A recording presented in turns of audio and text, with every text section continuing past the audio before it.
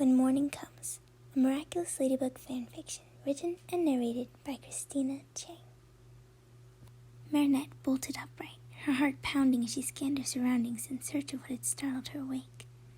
She forced herself to take a deep breath as her mind registered the sound of her morning alarm. She quickly tapped the screen on her phone to stop the beeping and wearily laid her head back against the pillows. The silence filling the room rang out even louder than her alarm, and the weight of it pressed heavily against her heart. For the past few months, her room had been in a constant state of chaos, with Kwamis dashing around corners, chattering nonsense, and incessantly begging for food. Their spirited discussions and wild behavior had been near maddening at times, but she had come to appreciate their matchless energy and was often touched by their little gestures of kindness and support. Marinette slid down her ladder and tried to push such thoughts from her mind. She hurriedly got dressed and breathed a mental word of thanks to Mr. Damocles and the mayor, who had agreed it would be best to have everything returned to normal as soon as possible, rather than dwell on the events of last night. She glanced back at her phone to check the time and noticed several texts from Alia waiting for her. She couldn't bring herself to read through them in case they would bring up the emotions from yesterday and break her resolve not to cry, but it was comforting to know her best friend was still looking out for her. She tucked the last of her books into her backpack and moved to go downstairs, but paused before opening the trapdoor, taking one last look around the empty room.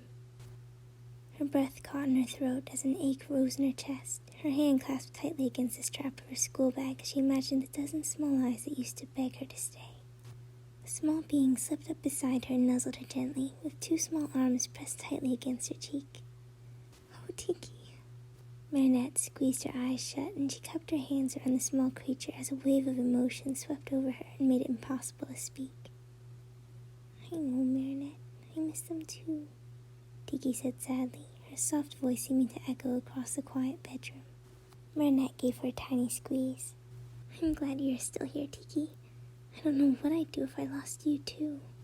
The words seemed strangely familiar, and in an instant she found herself overlooking the Eiffel Tower, as she recalled Cat Noir's strong hug and steady reassurance that they would get them back, every last one, and make sure this never happened again.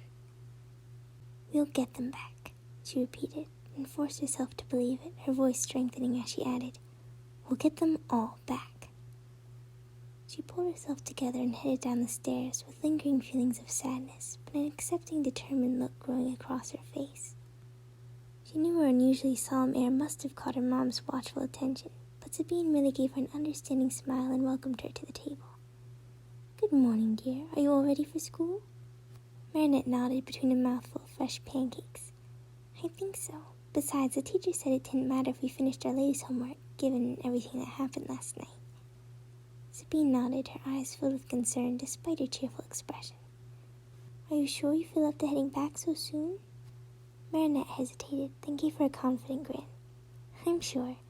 It'll be good to have something to focus on, and as class representative, I feel like I should be there in case anyone needs my help."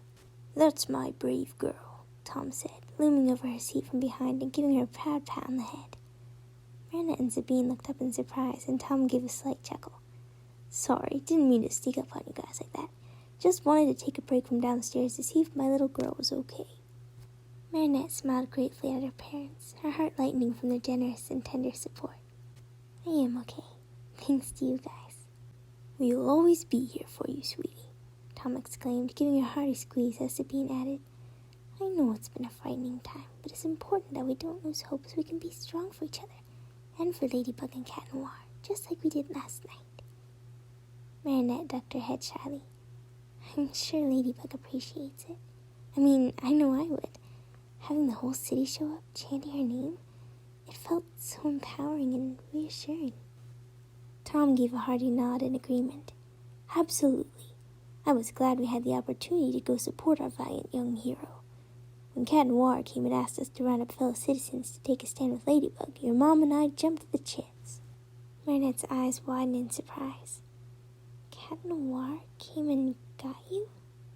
She barely heard her father's continued explanation as she was overwhelmed by admiration and gratitude towards her partner, who had gone above and beyond once more. Her thoughts were interrupted as her phone buzzed, giving her a final warning to ensure she didn't miss roll call. She quickly scarfed down the last of her pancakes before swinging her backpack over her shoulders and heading towards the door. She paused to give her parents a quick hug, and as she did, her mom said softly, "Remember, dear, You can do your part simply by going to school and being your wonderful self. Don't worry about other things. Stay strong and have hope. Even Shadow Moth can't take that away from us." Marinette gave her mom a grateful squeeze, then raced out the door and into the busy streets below. Thick gray clouds filled the sky, but they seemed to be drifting slowly away. And as she waited to cross the street, a beam of sunlight poured through the cracks and enveloped her in a flood of enchanting warmth that soaked deep into her body and eased the weariness from her bones. Marinette breathed a contented sigh and felt her shoulders relax as she began the familiar journey up to the school. "Kid, will you please hold still for a minute? All that pacing could have dug a trench by now," Plagg moaned, his small hands thrown aggravatedly over his eyes. Adrien sighed and plopped himself onto his bed while staring blankly at the ceiling, though his mind was going 1,000 miles a minute. In circles, unfortunately. He had spent the night drifting in and out of consciousness as his mind struggled to make sense of all that had happened and tried to figure out what they should do. They had lost, big time, and there would be some serious consequences to consider. True, losing a battle didn't mean losing the war, and he had to believe that he and Ladybug would still win. But Shadow Moth sure wasn't going to make it easy for them. His heart ached as he thought back to the night before, seeing his lady break down in panic and tears, all because one man had to put his own desires above everyone else. One man and his evil, twisted cousin.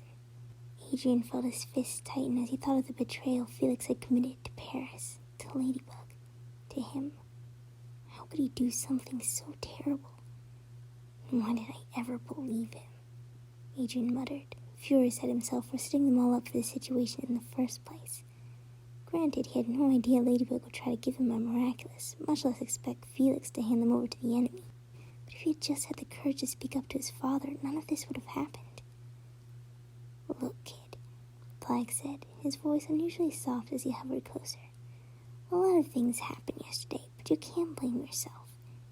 Even if things could have gone differently, that doesn't mean you're responsible for the bad decisions other people make. Your cousin had everybody fooled, even Ladybug, and you saw how much she fell apart. She made a mistake, but you still stood by her, and you need to stand by yourself, too. Neither you nor her are responsible for what is happening to this city. Only Shadow Moth is to blame." Adrien gave him a slight smile, then sighed. "I guess you're right, Plagg. I just wish I knew how to stop him." He felt the stress rising in his mind again and the pulse of a nervous energy running through his body. Last night he'd been strong for Ladybug and knew she needed reassurance, so he pushed aside his worries and focused on the hope and confidence found in their partnership and his surety that good would one day conquer evil. But now they needed a plan. Adrien stood up and walked over to his computer, hoping some sign of Felix would magically pop up. He had scoured the train stations and airports as Cat Noir, but it soon became evident that his cousin did not want to be found. He had tried calling his aunt without any luck, and Felix never responded to his messages even on a good day. Adrien swiveled the mouse back and forth in frustration before giving up and slumping defeatedly in his chair. He still hadn't heard from his father since the whole mix-up, and Natalie had just told him to stay in his room until it was time to go back to school. Everything was such a mess. Adrien slipped his hand into his pocket and gently brushed his fingers against the soft, smooth wood from Marinette's lucky charm, taking a deep breath and forcing himself to focus. His father would decide when their next conversation was, and when that happened, he would be ready.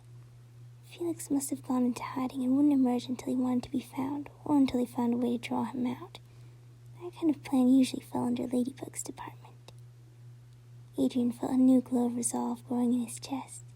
He didn't know how to find his cousin, and he didn't know how to put an end to Shadow Moth's terrorizing, but he did know one thing. He would protect Ladybug, his partner, the girl he loved, and he wouldn't let either of them hurt her ever again. Cat Noir landed softly on the rooftop, where Ladybug was waiting for him, the afternoon sun having finally broken through the dark clouds, causing her dark hair to shimmer in the sunlight.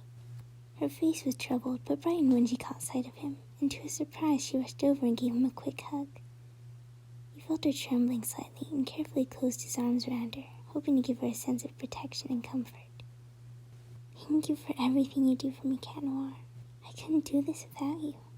He felt his heart freeze for a moment, as if struggling to accept her words were true, then smiled and gave her a reassuring squeeze. "I'll always be here for you, milady." They stood comfortably for a moment, then Ladybug pulled away, fiddling with her fingers nervously before stepping over to the edge of the building. Cat Noir felt himself snap back into reality and confronted Ladybug on the task at hand. Ladybug nodded at his concerns, but then shrugged as she said, "There's not much we can do except be ready for Monarch to make his next move." Cat Noir sent her a light-hearted grin. "In that case, what do you say we take a break from patrol today? With all the ruckus it caused, we'll know if someone gets akumatized. And besides, nothing like the sight of two heroes having fun to raise people's spirits." Cat Noir said it playfully, as if just coming up with the idea in the moment, but really he knew Ladybug needed to feel safe, to feel like the world could go back to normal again and life would go on.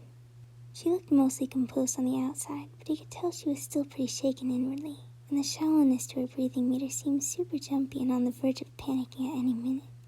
His heart saddened as he remembered seeing Marinette at school that morning.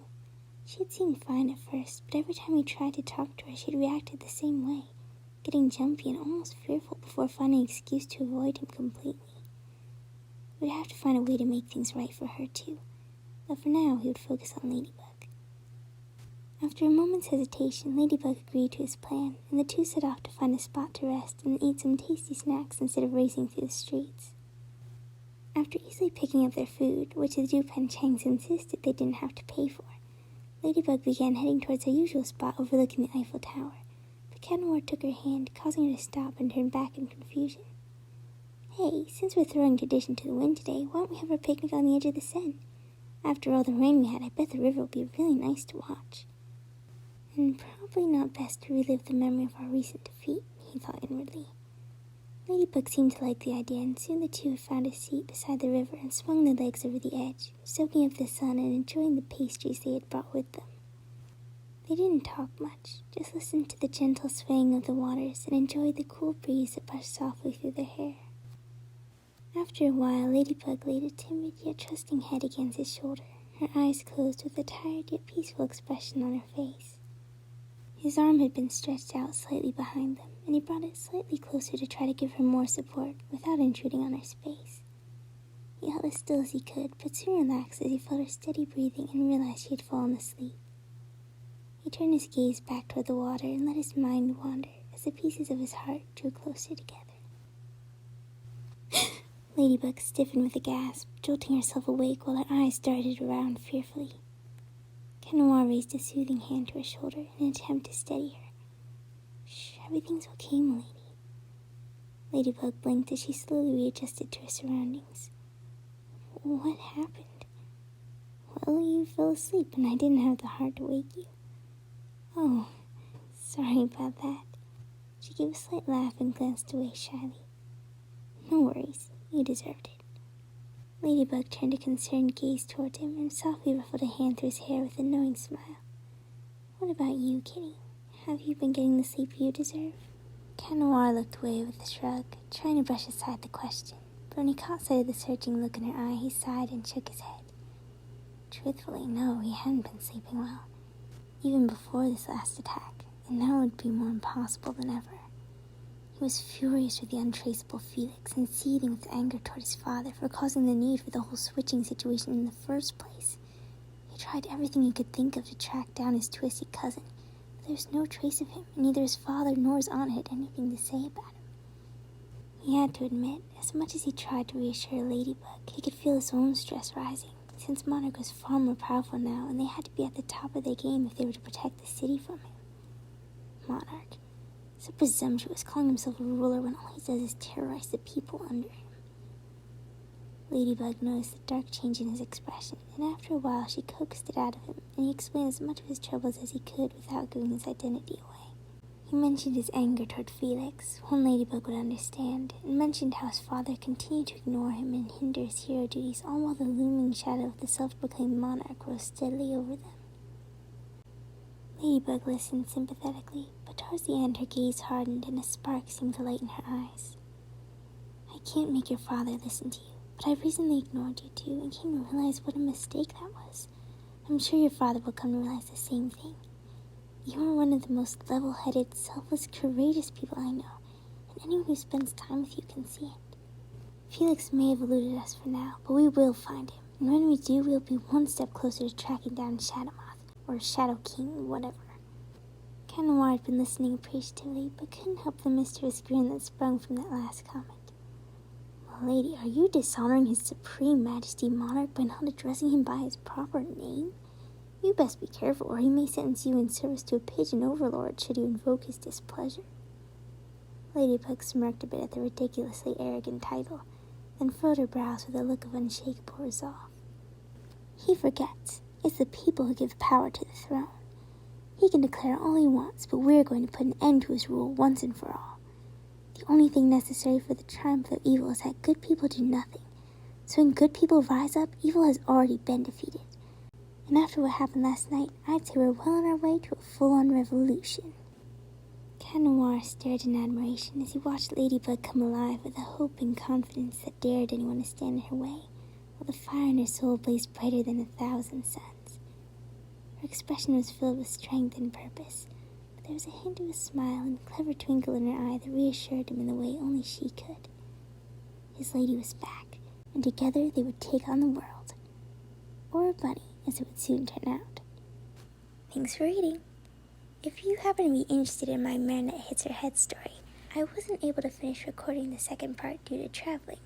However, I do hope to have it out sometime this next week, so keep an eye out for that. This story, however, I wanted to have out before the new episode, which I am so super excited for. I'm sure you guys are too. But since this story is supposed to take place right after the events of Strike Back, I figured I'd better put it out before the episode comes out. Anyway, I hope you enjoyed, and thank you so much for taking your time to listen to this story. Hope you have a great day. P.S. I'm not 12. Okay, I feel like I have to explain that P.S. a little bit more. Just listening to myself, I do realize I do sound very young, and the way I talk is often very casual, friendly, childish. But also, I'd like to point out it's usually super late when I make these, so I'm not always in my full state of mind, which is why I'm still talking instead of going to bed. Anyway, there's nothing wrong with being 12. I absolutely loved being 12. I just happen to be older than that, and I'm perfectly happy with the age I am. However, I would just like to clarify that because, I don't know, it just seemed like the right thing to do. Good night.